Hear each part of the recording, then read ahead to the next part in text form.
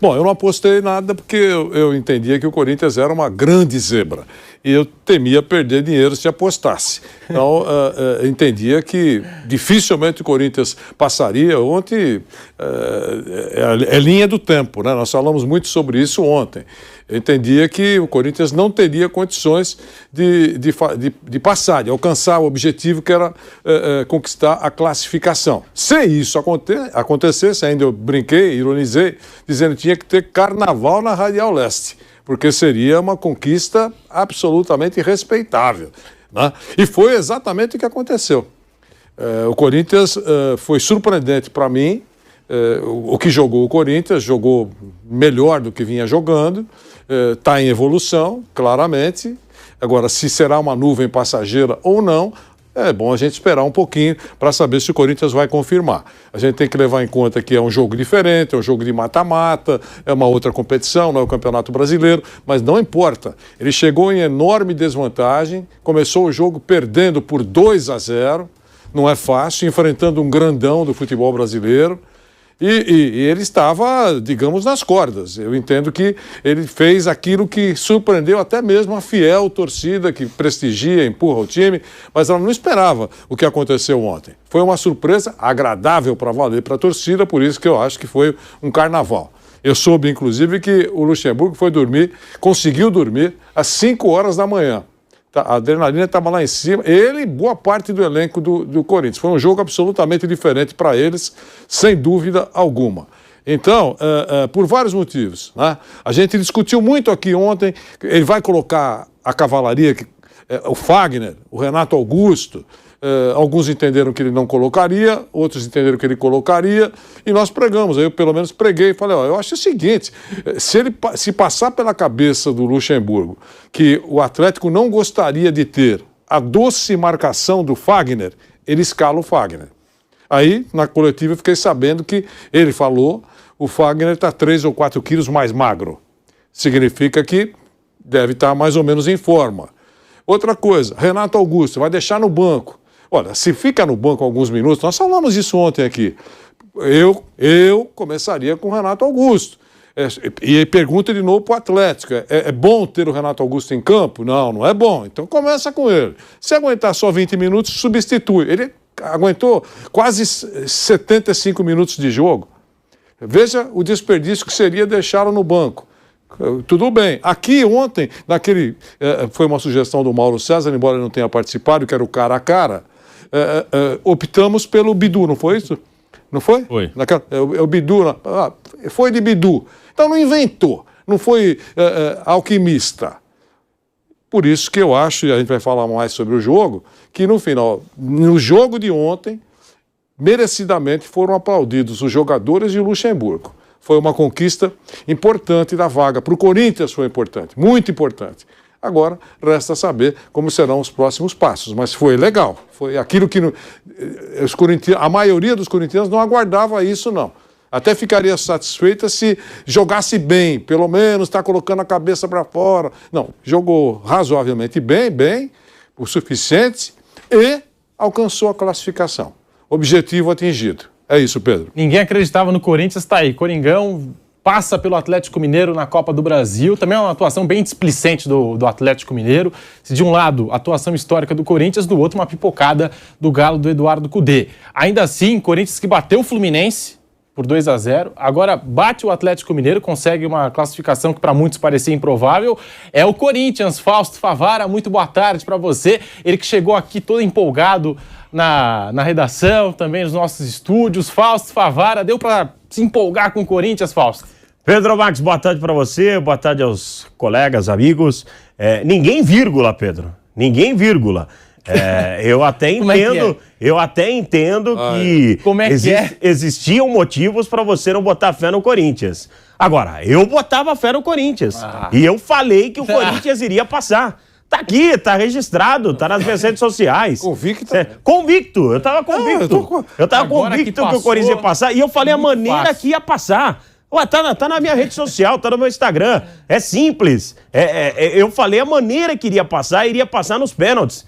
No melhor jeitão Corinthians de ser. Mas ontem o Corinthians fez, talvez, a sua melhor atuação dos últimos anos. Não foi dessa temporada, não.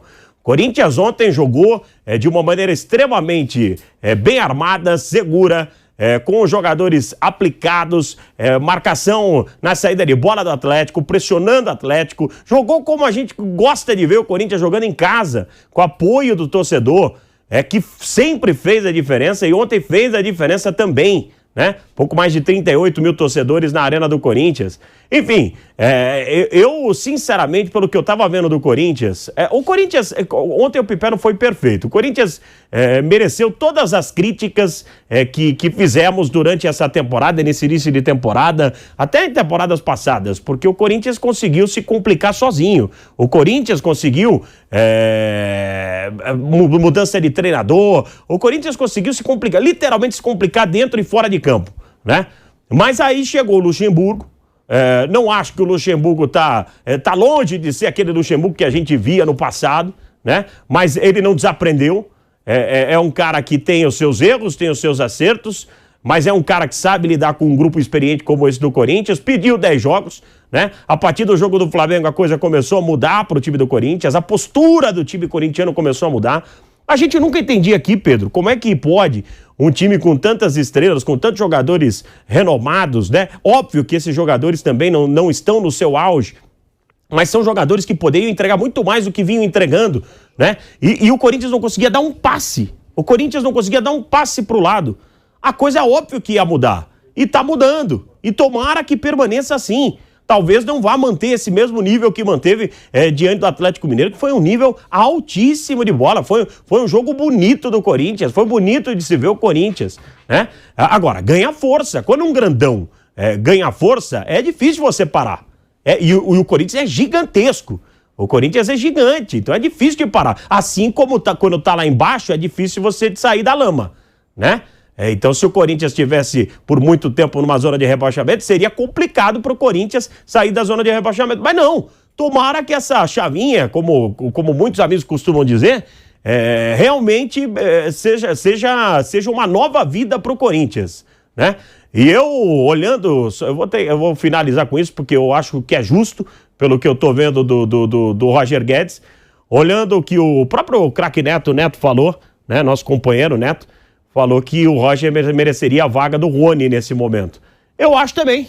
Eu acho, porque mesmo na dificuldade o Roger fazia os dele. Eu acho que o Roger tem um monte de defeito. Tem muito defeito, muito defeito. O Roger é fominha, os próprios companheiros brincam com ele com relação a isso, né? Eu não sentia um entrosamento dele com o Yuri Alberto, mas o Roger é um fazedor de gols, é um cara batalhador dentro de campo. E ontem marcou um golaço. Foi um cara que não desistiu da sua jogada, marcou um golaço na Arena do Corinthians. Então eu botava a fé no Corinthians, parabéns ao Corinthians, parabéns ao Luxemburgo, e eu torço para times grandes como o Corinthians sempre mostrarem boas atuações, como vimos ontem na Arena do Corinthians. Bruno Prado, muito boa tarde para você. Gostou do Corinthians ontem? Concorda com o Fausto? Essa foi a melhor atuação do Corinthians nos últimos tempos, Bruno Prado. Boa tarde. Boa tarde, Pedro. Boa tarde a todos. Nesse ano, sem dúvida, foi a melhor.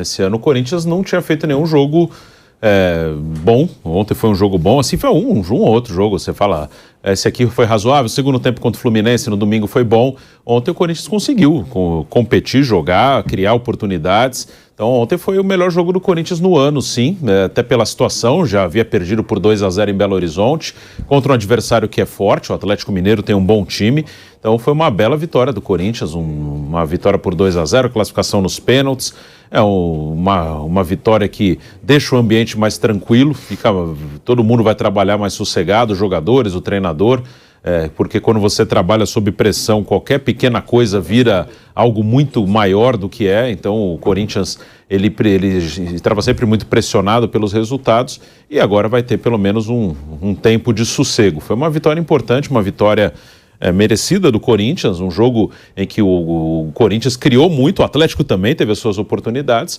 mas o Corinthians acabou conquistando a classificação, fez 2-0 e segue na Copa do Brasil.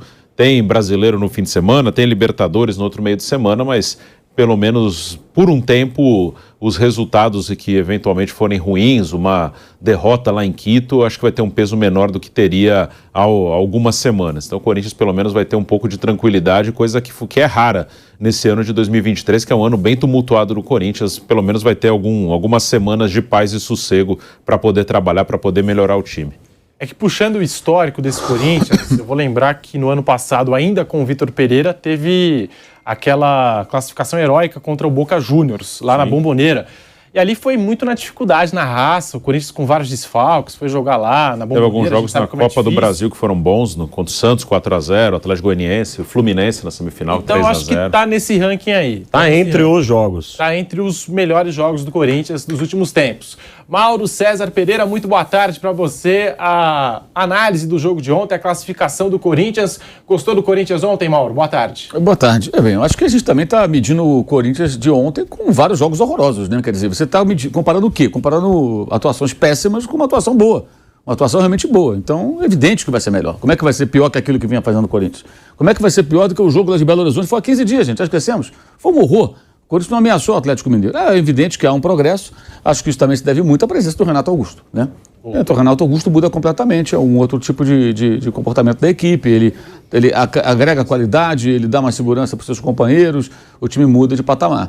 E a maneira também como o time se mobilizou para esse jogo. Ele se mobilizou para esse jogo como o jogo mais importante, porque para ele era o mais importante, porque precisava de uma vitória marcante para tentar mudar um pouco essa imagem, ganhar a confiança da torcida e tentar, com isso, avançar pelo menos em uma competição, já que ele estava ameaçado nas três, né?